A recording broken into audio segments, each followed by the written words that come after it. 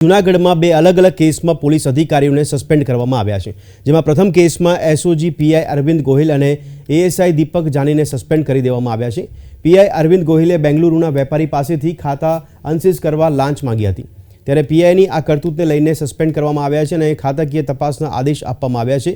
તો બીજા કેસમાં જૂનાગઢમાં પીએસઆઈ દ્વારા રિમાન્ડ દરમિયાન આરોપીને વધુ માર મારતા અમદાવાદ સિવિલમાં તેનું મૃત્યુ થયું છે। આ કેસમાં પીએસઆઈ મુકેશ મકવાણાને સસ્પેન્ડ કરવામાં આવ્યા છે। આરોપીના પરિવારજનોએ પીએસઆઈ મકવાણા વિરુદ્ધ હત્યાનો ગુનો નોંધવાની માંગણી કરી હતી। નોંધનીય છે કે પીએસઆઈ મકવાણા દ્વારા આરોપીના રિમાન્ડ પૂર્ણ થતાં કોર્ટમાં રજૂ કરાયો હતો।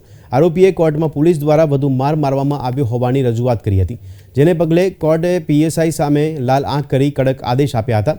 જે બાદ ગંભીર રીતે ઘાયલ આરોપીને અમદાવાદની સિવિલ હોસ્પિટલ ખસેડ્યો હતો, જ્યાં આરોપીનું મોત નીપજ્યું છે।